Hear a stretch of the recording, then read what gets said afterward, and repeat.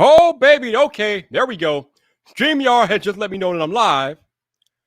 Now I got to wait for YouTube to let you know that I'm live. And then we can go ahead and begin with the festivities. As soon as YouTube sends out this notification, I'm going to go ahead and get this party started because for those of y'all that are aware, oh, there it is. There it is. The notification has just gone out. So now everybody knows that we're live. But yeah, we're going to try to start this podcast a little early because, as most of you all know, my man Easy Computer Solutions, he has his own live stream that he starts at the bottom of the hour. So I want to make sure he's not late for his own live stream. So we're going to start early tonight and get this party started. So you know what that means.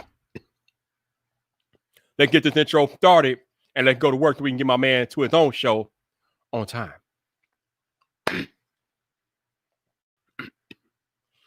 So, this is VypDrive episode 103. And with episode 103 brings one of the hardest working men in the tech space, baby. Woo! They call him the tech preacher, baby. We talking about my man, Eric. And he's coming up next on VypDrive, which starts now.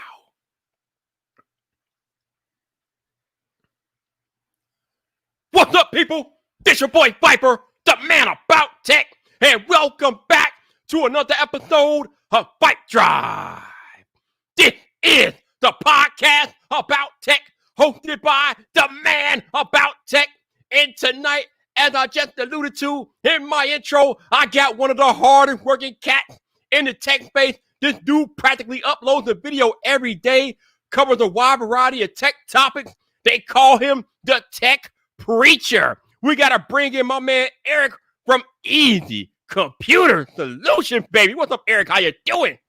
What's going on, Viper? Glad to be here, man. Man, it's always fun times every time, I get invited to podcasts, man. So I'm thrilled and hyped up, man. It's Wednesday, so I got to be hyped up and ready to go. That's right. That's why I got you here early, because I know you got your own show to do at the bottom of the hour. So thank you for taking the time, man. I appreciate you. No problem. Anytime, man. It's kind of hard to compete with what you had this past weekend, man. Congrats to you on your 100 episodes, Hey, thanks, man. It ain't no competition, but I appreciate you. Thank you.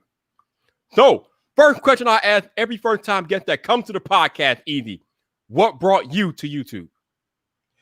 What brought me to YouTube was I was already into tech. I love technology. I'm a tech enthusiast. And what started me on my YouTube channel, I used to watch videos about iPhones. I used to watch videos about iPhones. And I'm like, wait a minute. Something right here. I got all these iPhones sitting up here. And all I could do is just turn on the camera and I could do the same thing these guys can do.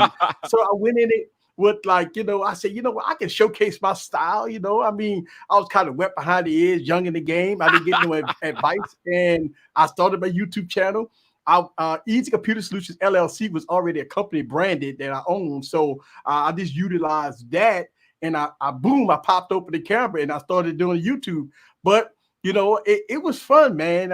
And I went into YouTube with a kind of different direction and I learned through trial and error. And it was a lot of fun, man. And here I am now. And it's a thrill ride right now. Ooh, ain't it though? Isn't it a beautiful thing, man? Yeah. Now, how long have you been doing YouTube? 4.5 years, man. About to hit 5 years, I believe. It might be 5 years. I don't know. I stopped counting now because I work every day, so I don't count the years. I know at least 4.5, almost 5 years now. Ooh, okay. So you cover all types of tech on your channel. You cover smartphones from iOS, from Android. You cover smartphones that aren't even released in the US here. You cover camera equipment. I'm curious, do you have a favorite category of tech that you cover, or do you just like all of it? So since I'm a tech enthusiast, I love all things tech. So, right now, and I love smartphones because I'm really good at the smartphone game, but the tablet game is really good. And I try to dib and dab in a lot of different areas. like for me, I have a college degree in computer science, so I'm really a computer guy. But I found that the smartphone era is something that I've been utilizing in replace of a computer, right? With DeX and other different technologies that we have at our disposal. So it's like one of my dreams, one of my fantasies to do what I do here. But phones is pretty much my forte in the tech industry. Awesome. So, given what you just said about computers and how you're seeing smartphones kind of replace the use of computers, do you, Eric, believe that iPads, as they are currently constructed and currently working, do you believe that iPads are a replacement for full-blown laptops? Yes, absolutely. I mean, look, here's the thing. I've utilized iPads and I utilize Android tablets for full-blown PCs. I mean, you think about it. What can't you not do on an iPad that you could do on a PC? Now, I've made videos about how you could use Splash Top and remote servers if you want to run EXE programs, if you want to run top-of-the-line programs. I mean, you think about on the iPad, you could print documents, you could create documents, you could do video editing, photo editing. You got a keyboard. Now you have mouse support. Absolutely. I mean, it all depends on what are you doing? Like if you're doing like coding and something like that, all right, cool. I can understand that you need a full-blown PC for that. But for 95% of the community of the world, a iPad or Android tablet could suffice anything that you need to do as far as a PC, but it can be better. You think about it. Tablets give you longer battery life. You can get LTE. That means you could get service anywhere. Yep. You could do a whole lot of stuff on the iPad or an Android tablet where, it's portable, small, it's easy to carry, and it works very fast and efficient.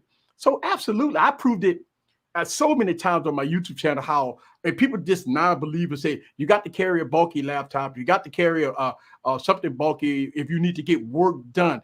I've made videos about DeX. I mean, the phone in your pocket, plug up to USB Type-C to a monitor inside a hotel room or anywhere that has a HDMI hookup, a Bluetooth keyboard and mouse. I have a foldable Bluetooth keyboard and mouse, costs me about $40.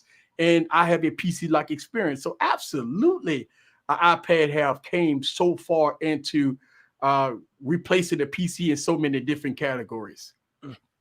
Yeah, you definitely bring up good points. I mean, there's a lot of things now that you can do with your tablet or your smartphone either that are comparable to what we were doing on laptops years ago. I mean, as you know, technology has advanced so fast that it's amazing what we can do on our smartphones. I mean, just 10, 15 years ago, we had to go to like service centers and line up to pay bills and things like that. Now I can pay all my bills from my bed. I don't have to get up to pay my bills. So you are correct, man. Technology has come such a long way, and we could do so much from just the palm of our hands. It's absolutely astonishing. And the thing about technology is people don't even utilize half of what you can do in the palm of your hand. I mean, technology is so much involved with the smartphone era, the tablet era, that it's mind-blowing. So I've showcased it a lot on my channel to try to educate the common folk or the average consumer of, hey, you got a PC in your pocket and you don't even know. And so what I try to do is I try to educate people on, hey, the stuff that you have in your pocket, you paid $1,000 for a device, utilize it to the full of its potential. And I think and people are catching on and saying that, hey, you know what? I got a phone in my pocket that I can do a lot of things with it. So yes, I mean, you can browse the web, pay your bills. I mean, think about it. I mean, you got smartwatches on that tells you how many steps you take, especially if you want to get into weight loss and stuff like that. I mean, it's everything. I mean, technology I love it. It's never boring for me. Yeah, man, technology is just amazing. Like you said, there's so much going on just with smartphones alone. But then when you factor in smartphones, laptops, wearables, I mean, now we're venturing into augmented reality, virtual reality, mixed reality. I mean, technology is just crazy and it's always getting better and better every day. It's moving so fast. Sometimes it's hard to keep up with everything that's happening in the tech space. But man, being a tech enthusiast like me and you are, it's a beautiful thing. And I know we are having fun doing what we do. Yeah, and I think for me, my first 2 years on YouTube, I wasn't. I talk about this being very transparent that I wasn't really having fun. I was so focused on trying to be somebody that I'm not. And I did that for at least 2 years of my career on YouTube. I tried to be somebody that I wasn't, and it was frustrating. And I was in this state of mind that I was overthinking, overworking, spending too much, trying to do this, trying to do that, and all the while, all I had to do was be myself, relax, have fun, and don't, and everything else go fall in place.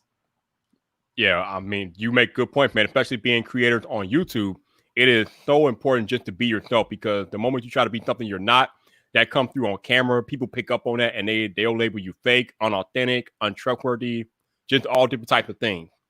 But I want to talk to you a little bit more about computers. Like I said, your background, like you said, is computer science. So I want to get your opinion on Apple transitioning over to using their own Apple silicone on their Mac moving forward here.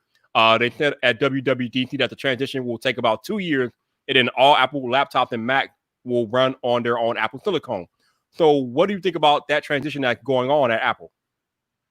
Well, it's a great transition because not only that they're working on their own silicone, but they're working on making sure that the instructional set on the silicone works well with the hardware. So they are going to it's integration between software, hardware, not chipset, right? And so they have full control and they have control over the experience.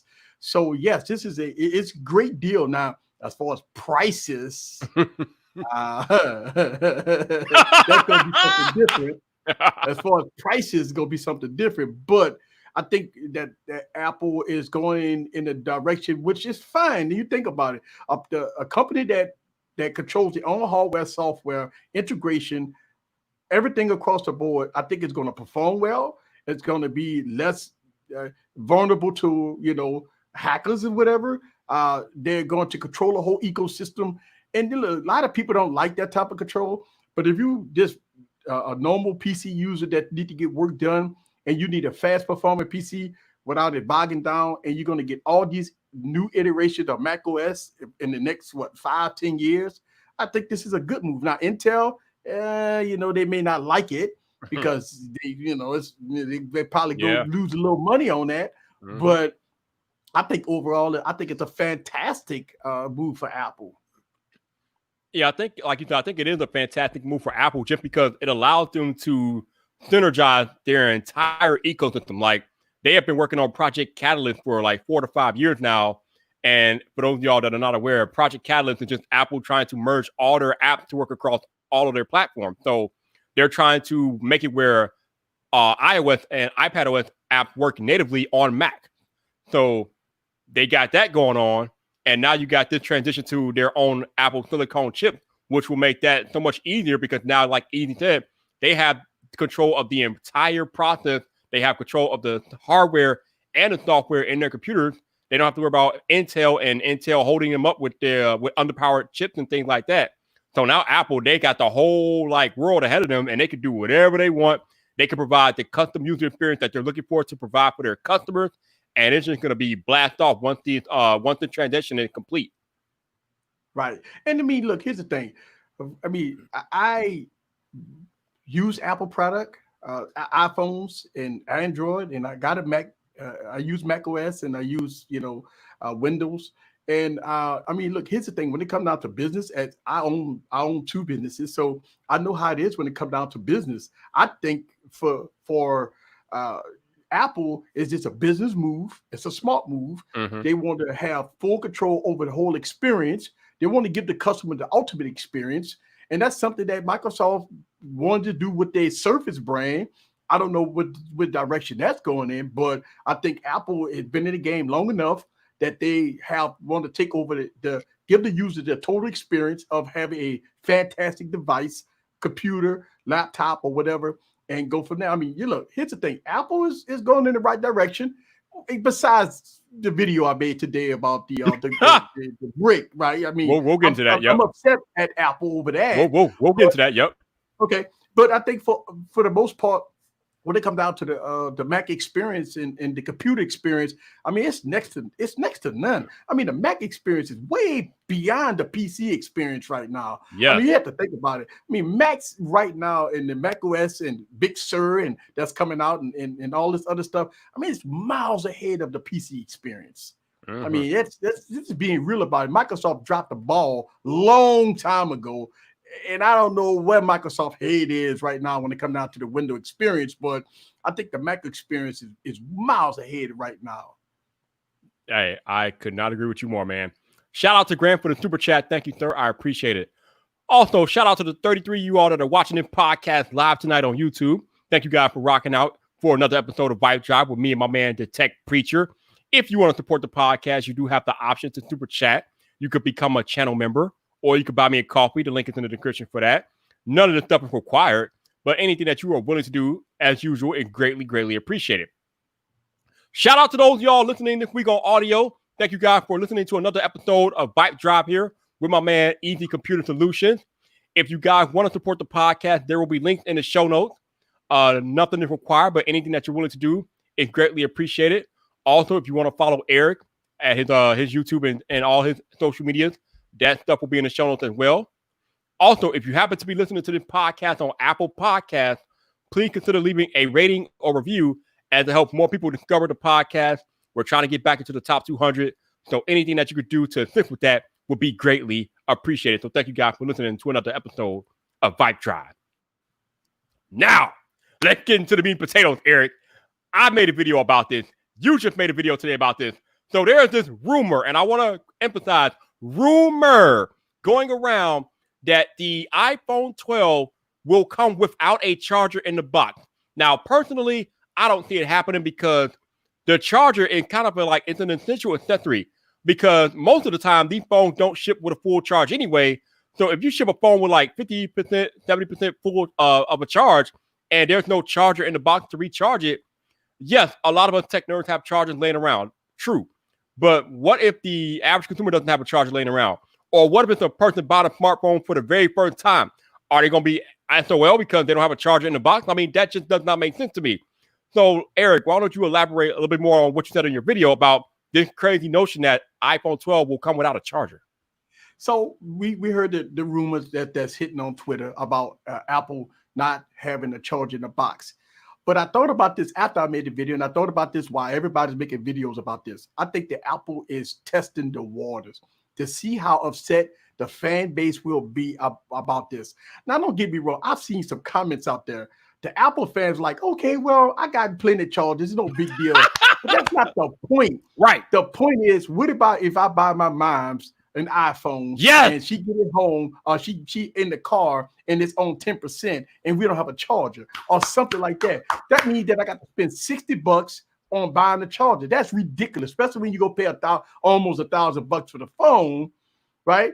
And somebody made a comment about this, and this is true. You could buy food stamp phones that come with cases, screen protectors, and chargers in the box that cost you $100. But Apple, almost $1,000 phone, don't want to give you a charger. Come on now. You think about how many chargers that Apple have at its disposal. Those chargers cost Apple's pennies on the dollar. Pennies, people. Pennies. We're not talking about, oh, you're going to see $100 difference because Apple not going to give you a charger in the box. Come on, man. Don't kid yourself on this, people. Apple will continue to charge you the same amount of money and take away the charger. We went through this with the headphone jack. Apple took away the headphone jack, and people went there. Hip hip hooray, hip hip. He went there. He went there. And here go Android. Like, guess what? We gonna do it too. And so there you go. Android took away the headphone jack. But we fail to realize we should have jumped down Apple's throat when they took away the headphone jack and demanded that they bought it back. We have control, people. Remember that. He tech preaching, baby. This is the tech preacher at work. Control. He preaching. Woo! And what happened with a lot of people that say, you know what, I ain't worried about it. I got Bluetooth. That's not the point, people. It's not the point. The point is that if we say it's okay to take away the headphone jack, it's okay not to give us a charger. what's going to come next. Remember, we're not getting a dongle. We're not getting a charger. We're not getting a charging brick. And I mean, look, here's the thing. Apple, take away the Apple stickers in the books and all the warranty stuff that you put in the box to give us the headphone jack. And I mean, well, give us the charging brick and the charger. I'd look at it like that. Save some trees, save some money, give us a charger and a charging brick. That's how I look at it. Yeah, I'm with you, man. I think it's absolute buffoonery that Apple would even consider shipping an iPhone without a charger. I mean, they testing the waters, though. Right. I believe they're testing the waters. Right. And I think I just watched a MKBHD video about this, and I think he made a good point towards the end that, like you said, Apple might be testing it because we know that in the future they want to ship a completely portless iPhone.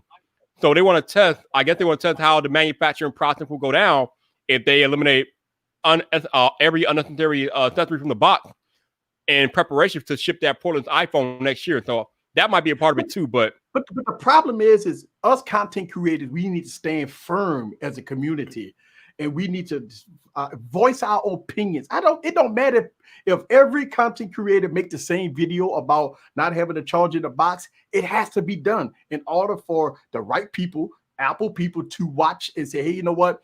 This is not right, man. We can't do it. We're going to put the charger in the box, make the people happy, and go from there. I mean, how could they walk across the stage and say, this is the new iPhone 12? But we're not putting the charger. If we are bold, we're going to do something like never before. We're not going to give you a charger in a box. Come on, man. That to me is BS, total BS. And it shouldn't happen. And it's up for us YouTube content creators to get the word out there. Just saying, you know what, we're not gonna worry about it. One person can't make a difference, but collectively we can. Oh, we can definitely make a difference. Like I told you guys before, I complained for 2 years about the lack of picture-in-picture on iPhones, and you saw what happened this past or a week ago Monday, right? We got picture-in-picture. Yeah, baby. Absolutely. Speak up, baby. Speak up. Shout out to Jeff Joy for the coffee. Thank you for the donation. I appreciate you. So, I mean, I think for the most part, I think Apple probably is going to see our call and put the charger in the box. If not, then when the iPhone 12 come out, we go rip them to shreds. Oh, absolutely. We just go rip them to shreds. With no mercy. With no mercy. Guess what? People gonna be upset with me because I talk about the Galaxy Note 20, and I got some concerns about that phone too. But I'm gonna tell you, I'm the tech preacher. If Apple don't look, if Apple don't give us no charger in the box, all right, we gonna have some problems. I'm gonna call it how we see it. We gonna have some problems. And I'm gonna call it how I see. Miss my video. I'm gonna tell you because I'm going in the first 2 minutes of the video. I'm gonna talk about it. Woo. That man said, "The hell with July 4th, but we don't get no charges in the box. We gonna have fireworks in September." I know, man. Yeah. I know that's right. Yo, they better put a charge in the box. But like I said, this is rumor, right? This is not nothing. Right. Nothing is official until Apple. Actually, nothing is official until we actually get an iPhone in hand and see what happens or what comes in the box. But what we're talking about right now is just rumor. Nothing has been announced. Nothing has been made official yet. So we're just speculating about rumors. So this is not a big deal yet. Not yet. Not yet. As we get closer to the launch, it's gonna be a little more concrete rumors. Oh, yeah. That's gonna come to more reality. Yep. And it's gonna be tough to do an unboxing on the iPhone with no accessories in it. That might be the fastest unboxing of all time. So you I know obviously you use a lot of devices, preference for Android over iOS. So iOS 14 really got me swayed closely to Apple. All right. I am loving iOS 14. I'm going to tell you that right now. Okay. This is a complete difference of experience for me.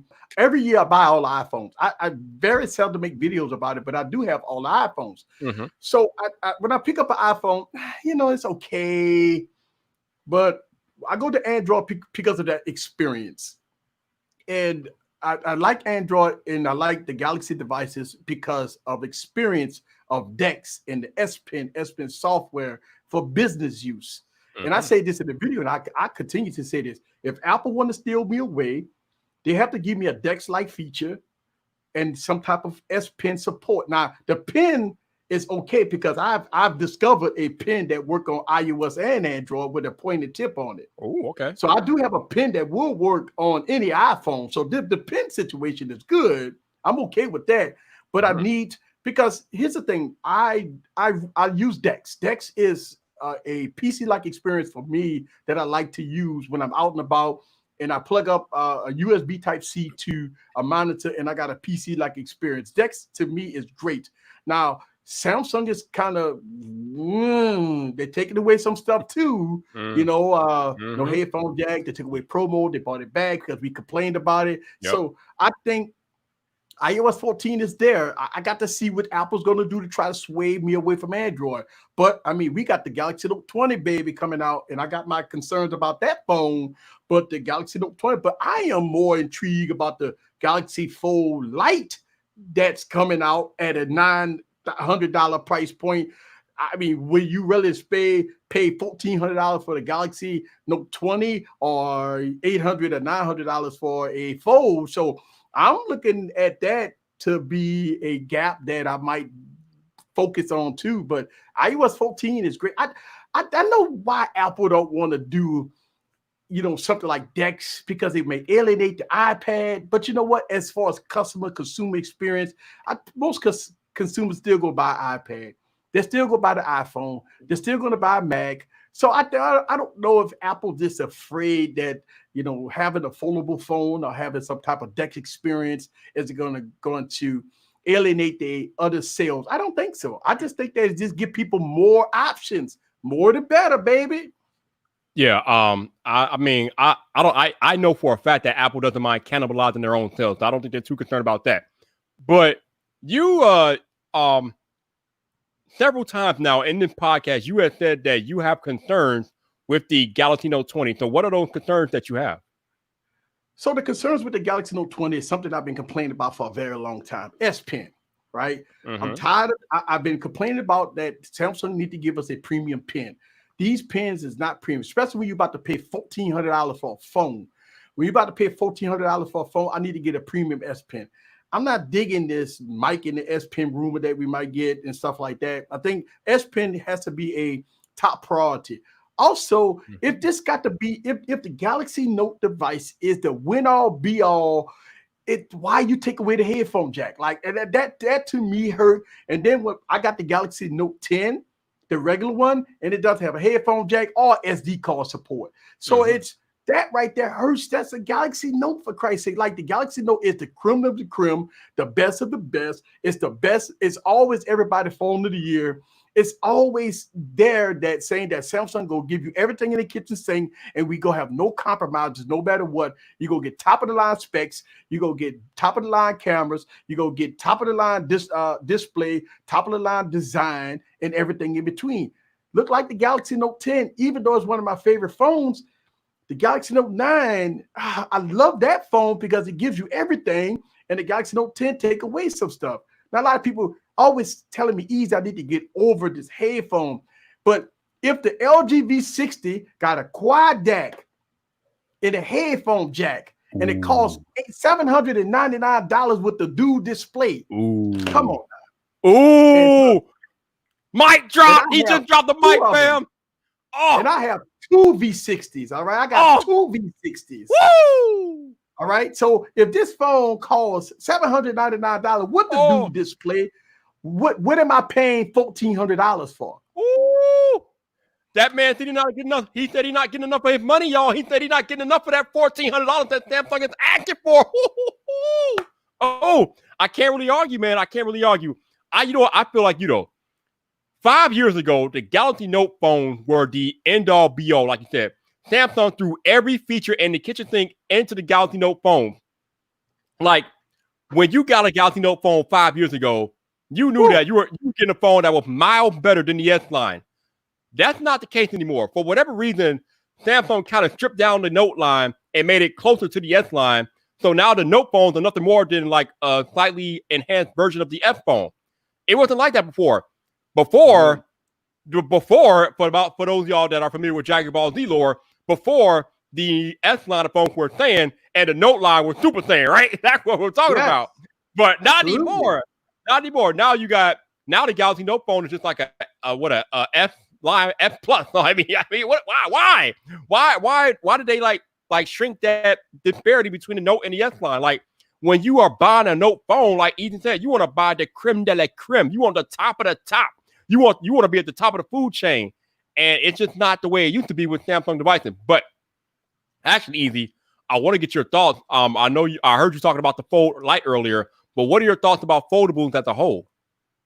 All right, so foldables that's the future. Like for me as a business guy, right? I would love to have a device whereas I could use it and unfold it, and if I need to show my clients something or I need to do something as far as business wise, I could do it on a bigger canvas. Because it's always great to have something that you can fold out as a tablet and get more work done. It's more intuitive. I mean, if I do my Excel spreadsheets, if I want to do my payroll, if I want to do something like that, I can unfold it and here I go. I can see on a bigger canvas that I could work as far as business work, get it done on the fold. So I think the fold is a good intuitive device that it's the future. It is because, I mean, look, here's the thing. We got all these slabs. I mean, they all look the same. I mean, they all look the same. It's time for change. Mm-hmm. And I know when we see stuff like how LG is going the safe route, that's giving you the dual display instead of going full-fledged foldable. I think the foldable concept makes sense. It makes sense because if you don't want to use the bigger canvas, you don't have to.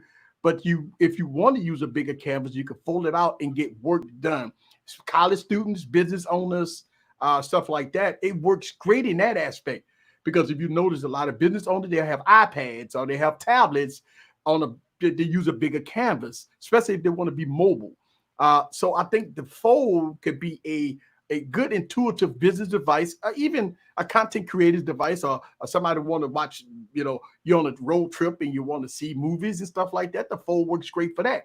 They have to figure out the fragile piece of the fold. That's the part they have to figure out. Yep. How can we make a foldable display that you don't have to rub your fingernail down and scratch it forever? Yeah. I think that's the next innovation right there. Mm-hmm. You are correct. I think Apple might do it. I'm gonna tell you why. Apple waiting years, and Apple go come out with a phone like, you know what? Hold my beer. Well, you're right. Apple might do it, but the patent that we've seen for foldable iPhones is like it's not even a foldable. It's like a hinge with two screens that fold. So, and the natural sense of fold, the patent that was talked about for Apple a couple of weeks ago is not a true foldable. But I do believe, like you said, if Apple kind of wants to get into the fold game, they will definitely figure out a way to make a more durable display because you can't have what Samsung is doing with that ultra thin glass and you could just scratch it up like that. That's not going to work. But I will give Samsung kudos though. From the Fold 1 to the Z Flip that came out earlier this year, they have made leaps and bounds, especially with that display. So Samsung is doing big things in the foldable department. I'm intrigued personally by the prospect of the Fold 2. I'm definitely looking forward to seeing what they bring with that device.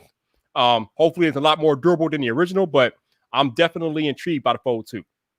But you know what the funny part about it is that if you don't want to get the Fold 2, the Fold 1 price is going to be so cheap. Yeah. The $1,900 price point. I mean, look, Amazon Renew got the Fold right now for $11.99. So, I mean, you think about, okay, another 4 months from now, you'll see that device under $1,000. Oh, yeah. So that'd be a more intrigue, 855, 12 gigs of RAM. I mean, you got 512 gigabytes of storage on that thing. So, I mean, look, the Fold 1 at a below $1,000 price point probably be a better buy than probably the Fold 2 at a $1,900 price point. But the Fold Lite is going to bring something there. Now, I would think that the Fold Lite will come out with the 855. I don't think they're going to put the 865 in it. No, probably not. So it's going to be 855 plus 12 gigs around 256 gigs of storage, and that's going to be pretty much it. But the Fold 1, 512 gigabytes, 855, I think that's going to be a very good, possible good device if you don't want to pay top tier money for. And I say, look, Android phones depreciate like no other. Yeah. Right? I mean, I always tell people all you gotta do is wait 2 months, and Android phones will depreciate like no other. Yeah. The only thing that I would caution about getting the Fold from Amazon renewed is, like you said, the Fold. We have to question the durability. I mean, the Fold 1 was not the most durable phone, so if you're buying a Right. used one, you might want to be real careful. Like, that is a good deal, no doubt about it, but you got to be careful about the durability of a But you used still foldable. right, but you still get that. I trust Amazon buying the Fold versus probably Swapper or eBay. I would Right. trust Amazon because Yes. Amazon got a tight ship. Yep. So I mean, you call look. I've had issues with a product called sent the request to Amazon, and I mean I'm getting my money back like in 24 hours before I even ship the product back. I'm getting money back sometimes, Woo. So Nice. Yeah, I love Amazon. Yeah, Amazon's legit. I do a lot of my personal tech shopping and things like that on Amazon because, like that, they run a tight shipping. You don't have to worry about your money going to waste on Amazon. So I want to talk about your range as a creator. And when I say range, I mean the amount of things that you can do as a creator that, like, most creators don't have the range that you do. You are very analytical with your tech reviews. You cover a wide variety of tech. But baby, my boy Easy Computer Solutions is also the tech preacher.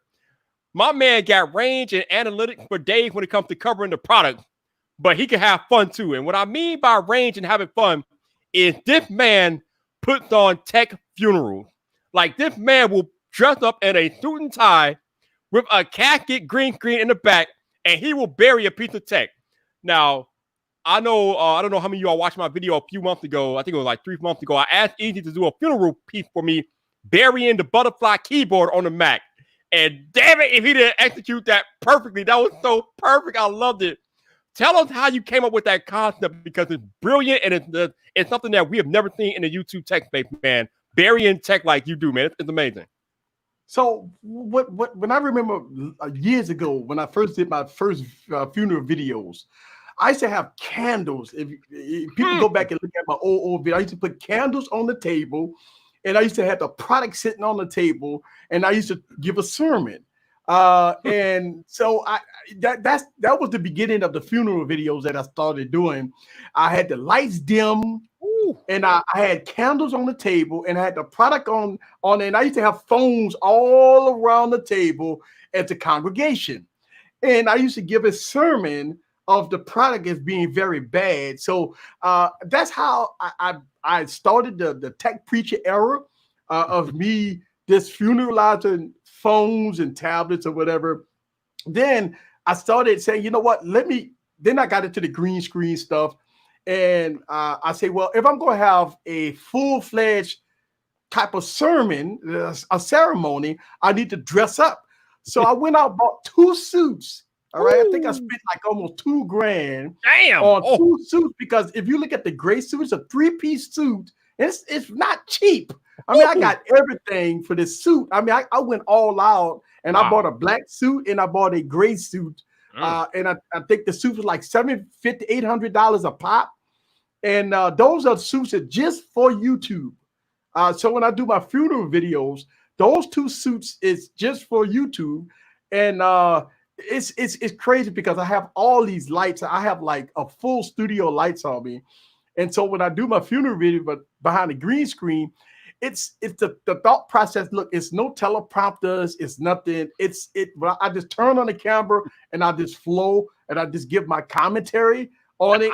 And it's just a vision of mine that I wanted to be a tech preacher. I wanted to, preach about tech, and if tech is not that great, I'm gonna funeralize it. It's a crazy concept, and people are like, man, you silly.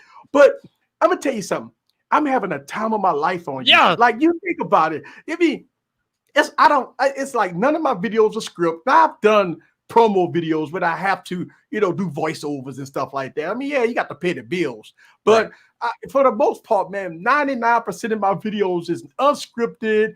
It's great, man. I just talk off the top of my head, and obviously I studied the craft. I got to study specs. I got to study. I mean, I got the product, so I got to use it and give my thoughts, and SIM call in it, make phone calls, and and then get behind the camera, give my experience on the product. I've had bad experience with a lot of product, I mean, some devices I've had was really bad. Mm. So I mean, and I give the companies the benefit of the doubt. Sometimes I email them and I let them know, hey, you got an update coming for this device. It's not working right. Like it's not right, you know. And so that's where the funeral era come in at. That I want the companies to wake up. I want them to see that we are frustrated, that I'm frustrated over the product that you sell to the average consumer. So that's where the funeral video come up. It's not to demolish a company or demolish the product. It's for them to wake up, give us a software update to fix some of the issues that I'm calling out. And that's the whole point of the tech preacher and the funeral videos. It's to wake the company up and say, hey, get off of your Lawrence and take care of this consumer-based product. I am glad you said that. I have talked about ad nauseum on these live streams about how our responsibility as creators is to our audience. And a big part of that is establishing and maintaining that level of trust that they have with us. When we talk, when something comes out of our mouths, there has to be some type of a level of credibility that they trust what we say. And part of that is sometimes, you know, when you got to go hard on a brand or a service or a product, you got to keep it 100% real. Now, as I've talked about before, there is a way to do it with constructive criticism. So you're not bashing the brand.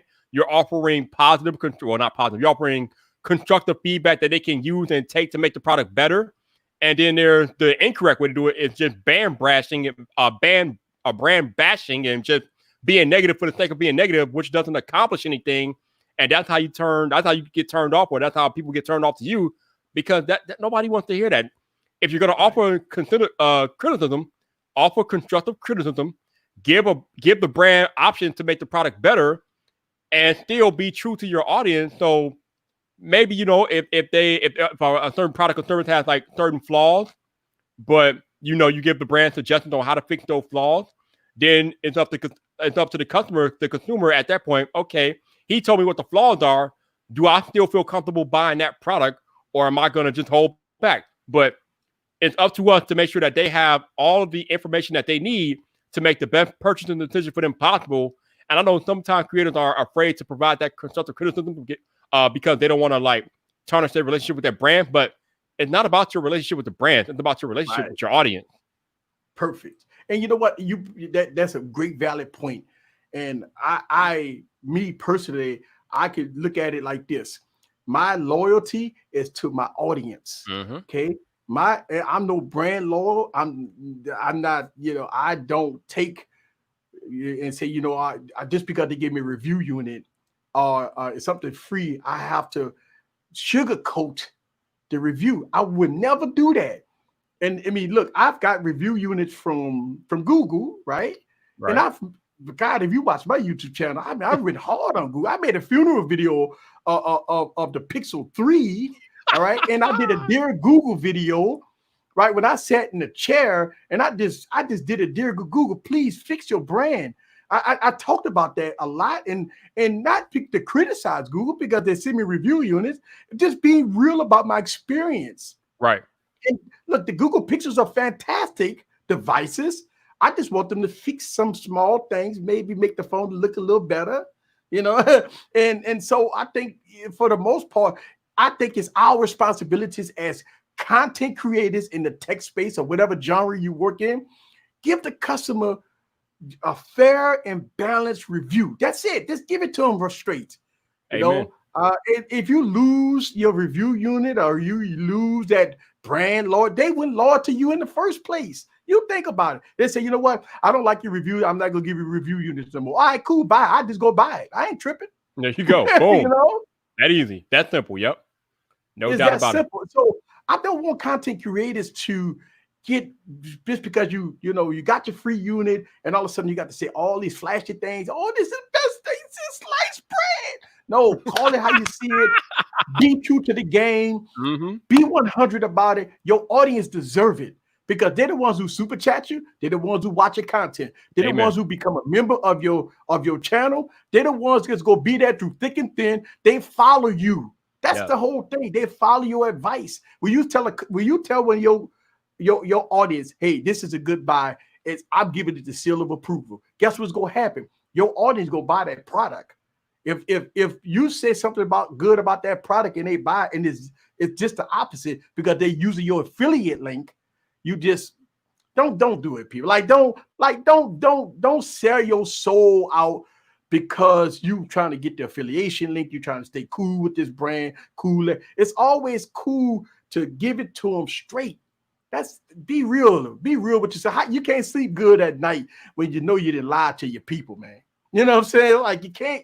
I don't know. But people do it, obviously. But the point that I always hammer home, Easy, is that those brands are looking at you, and you are in a position to get those brand affiliations because of your audience, and only because of your audience.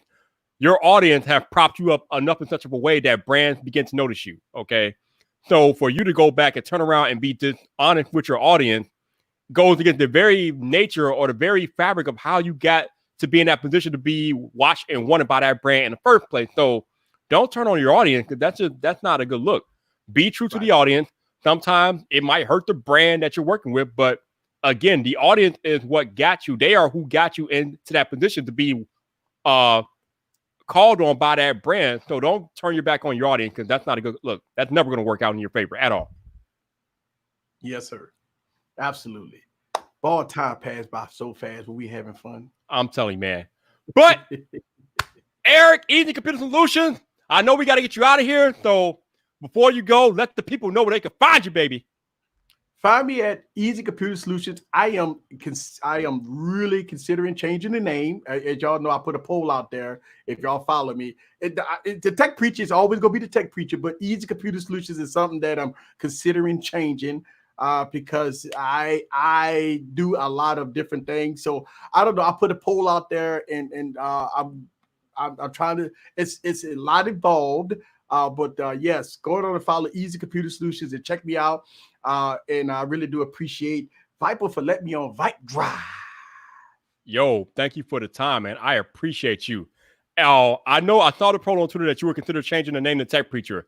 You can change the name, but don't change it to Tech Preacher. Don't do that. Don't do that. So so for for everybody, I will not change it to the Tech Preacher. Good. Because a lot of people inbox me and email me about the word preacher. I can say it in the videos, but naming the channel Preacher, a lot of people was hitting me up, and so it probably won't be Preacher. I'm looking at the Tech Teacher maybe or something like that. But the word Preacher, somehow I got a lot of people hit me up after I put that poll out, and they are giving me a lot of consideration not to use that name. So because they don't want the religious community, and they don't want anybody to hit me up and kind of give me some slack about using the word preacher as a name of the brand that I want to promote. So Preacher name is out. That name is definitely gone, but I'm looking for another name. So it's going to take me a lot longer than I thought it would. So unfortunately I was going to move fast on it, but I think I got a lot of backlash on it. So I probably ain't gonna use the word preacher. Yeah. I just felt like it kind of see the Tech Preacher to me is like an idea, as a concept. It's not something that you name your channel. Like you can still call yourself the Tech Preacher, but for me, it wasn't even about using the word preacher. It was about you turning your concept into your channel name. I'm just like, no, that's not a good look. But I'm glad you got it figured out. Sounds like you're on the right track with that. Yes. Shout out to the 44 of y'all that are watching this podcast live tonight. Thank you guys for hanging out with me and Eric tonight. I appreciate you guys rocking out for another episode of VypDrive. If you super chatted, brought me a coffee, became a channel member, any of that good stuff, thank you so much. I appreciate you guys showing up every time I go live. And as you know, that tends to be frequent these days. So yeah, thank you guys for rocking out. I appreciate you. Thank you again to my man Eric for joining me. Shout out to those of y'all that listen to the podcast on audio only this week. Thank you guys for listening to another episode of VypDrive. I appreciate you guys rocking out each and every time I drop an episode on the podcast network. Like I said earlier, if you want to support the podcast, there will be links in the show notes.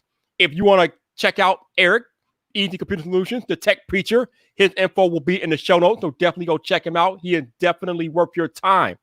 Also, if you happen to be listening to this podcast on Apple Podcasts, please consider leaving a rating or review as it helps more people discover the podcast And I'm trying to get this podcast back into the top 200 tech podcast on Apple Podcast, excuse me. So please consider leaving that rating or review. For those of y'all on YouTube here, I will be back tomorrow. I thought I was going to have a double hitter, but it seems like it's not happening. But I will definitely be here tomorrow night. We got Epo Bot coming into the show, so be on the lookout for that. Also, if you're on YouTube right now, you know that in about what time is it? In about 20 minutes, our boy Eric here is going live with his own show, Wired Wednesday now. I forgot he renamed it Wired Wednesday. So definitely go check him out over there. He got a crew over there. You know he get crewed up. He gonna be drinking. He gonna be going do some crazy stuff. You never know what he gonna get into. He might throw a sermon out there. You never know, man.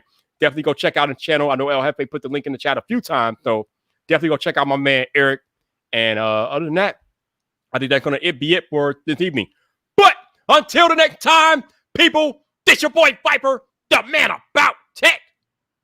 You know where to find me. So come back for more.